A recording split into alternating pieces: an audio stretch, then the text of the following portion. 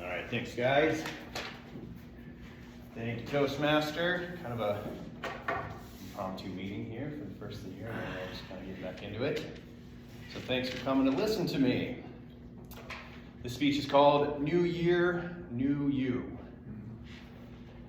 I wanted to talk about change because it's a new year, and that's just what I do in my work, and this is what I like to practice. It's how when I work with my clients, it's eliciting change. So how many of you made New Year's resolutions?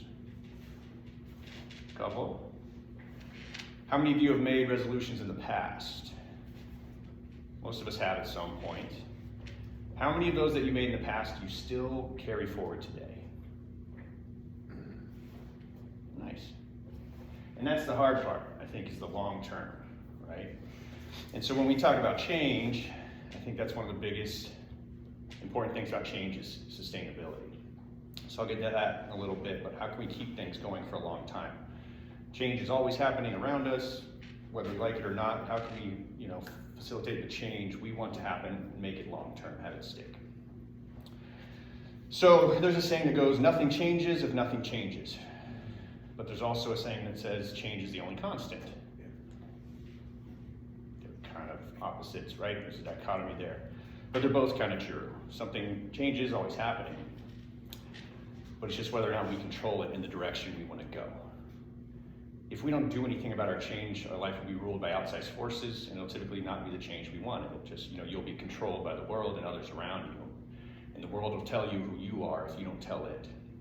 So we want to facilitate change from the inside out and create, the person we want to be and the change we want. Because it's always happening. If you don't do anything at all, even just time, that's change and you're going to deteriorate, right? Things will typically get worse if you don't make active effort.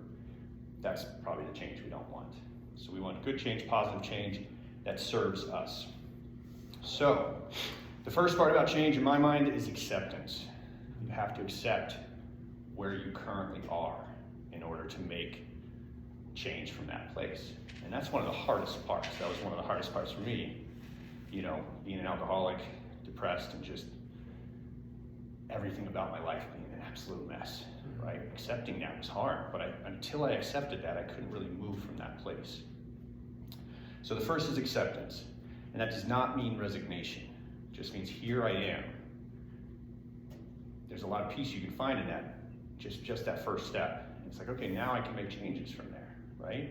Things I don't like about myself, let's make changes. Things I don't like about the world or my community, make changes. There's still a lot of things that I see around us that bother me, that I think could use work, not broken, but instead of letting that defeat me, it's like, okay, well, what can I do? And then it gives you some purpose, right?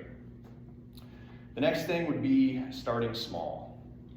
One of the hardest things is like looking at Mount Everest, a big mountain, and just trying to get to the top. And all you really have is the next step. And there's just so much value in looking at small steps and taking small bites. Because otherwise we get paralyzed by what lies ahead of us, right? No matter how long, the trek up the mountain or how far the road is, like all you have is that next step. If you just focus on that, you'll get there eventually. Building momentum is huge. We've all heard, make your bed, right? It's a great act of discipline because if you just get up and do that one thing, you've already done something. You've already accomplished something that day. So start small. When I was a trainer, I would have people like, just take a walk. If it's too hard to get into the gym or exercise, just start walking 5 minutes a day, 5 minutes every other day. Set a really reasonable goal and, celebrate those small wins because it builds, right? It all starts small, everything. We all started as, just a cell dividing in one embryo. Everything starts small before it can become grand. So just look at what's right in front of you. Don't get paralyzed by what's ahead. Another thing I've learned is to focus on the processes more than the outcomes. Our goals are great because they give us the direction we want to go. But it's your day-to-day that's going to get you there eventually. What is your life except just a series of days? That's it. We don't know how many it is, but it's just a certain number of days. So how do you build your day and your week? If you want to get in better shape, it doesn't matter how much you want to look or bench this much or be this percent body fat. Do you, go to the gym? Do you look at your diet? It's the consistency that's key, right?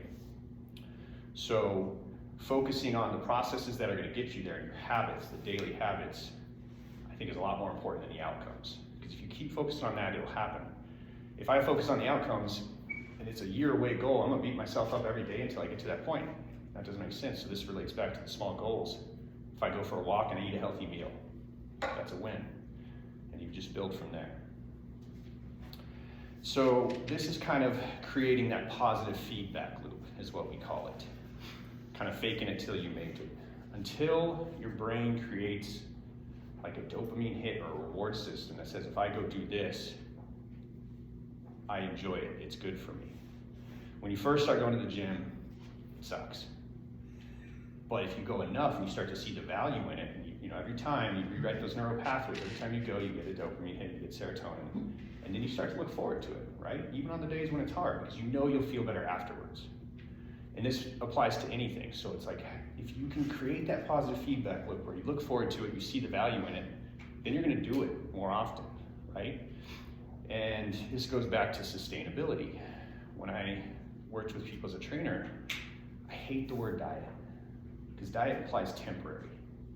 And look at all the research and everyone I worked with, if you go on a diet, whether it's for a month or 3 months or a year, you go back to your old habits and you wipe out and erase all the progress that you made to normally put on extra weight, right? So, what's the point in going on a crash diet for 3 months, losing all this weight, and then going back to where you were? What makes a lot more sense is small daily changes that are sustainable, lifestyle changes, right? So actually there's a lot more value in the micro things that you can maintain for a long time. I might lose a lot of weight if I'll stop eating bread and butter and bacon, but I don't know, I won't stick with that. It wouldn't be a happy life, so what's the point? Focusing on that consistency is key. So that positive feedback loop, right? It has to serve you at the end of the day, right? If we don't like it, if we don't care, you're not gonna do it. So how can you make it good in your mind? You gotta trick yourself. This is good, I want to do this. Shooting for consistency, not perfection, I'll go back to that. Nobody's perfect, nobody's a machine. I was definitely a perfectionist growing up, and it kept me from doing a lot of things. It kept me from trying things if I couldn't be perfect at it. That's silly, because no one's perfect at anything. I live by what's called the 80-20 rule, and the numbers don't actually matter, but the idea is that 80% of the time, give your best effort, give good effort, and then give yourself 20% leeway. You'll still make progress. Have a cheat day, have cheat meals, enjoy the fun things. You don't have to be perfect to make progress, right? Progress doesn't look like this, it's not linear. I always think, since I was a finance major, about the stock market. If you look over time, it's huge progress, huge growth, but there's a lot of valleys in there, there's a lot of ups and downs. We're all gonna have bad days, we're gonna have bad weeks, you're gonna have bad months. But if you keep pushing forwards, you'll negate those losses as long as you're still, the majority of the time, trying your best. Finally, you gotta have faith and patience. A lot of sayings here, right? Rome wasn't built in a day. It takes many steps to get to that journey. Success is built out of a lot of small steps. They all count, they all compound. But you have to believe that it's gonna work. We don't plant seeds and then go and dig them up every week to see how they're doing, because it would kill them, right? Sometimes you gotta just water, you gotta pump that well, even if there's no water, no results, knowing that you will get them at some point. Faith and patience really comes in handy here. So, to kind of recap, you gotta accept where you are. You gotta start small.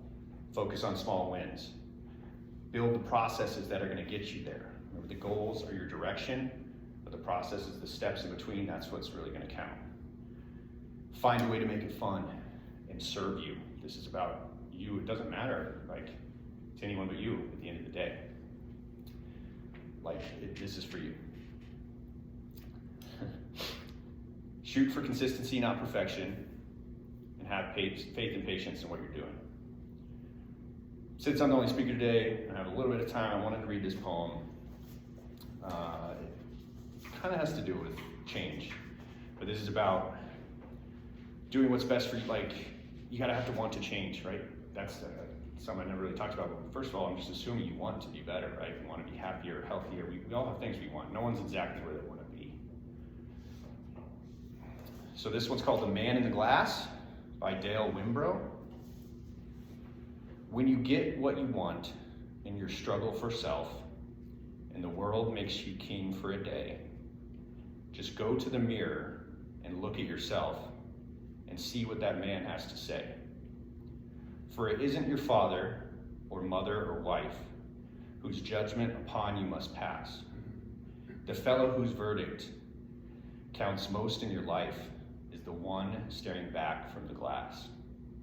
He's the fellow to please, never mind all the rest, for he's with you clear to the end. And you've passed your most difficult, dangerous test if the man in the glass is your friend. You may fool the whole world down the pathway of years and get pats on the back as you pass, but your final reward will be heartache and tears if you cheated the man in the glass.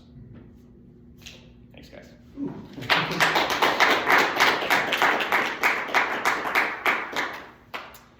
Thank you, Jake.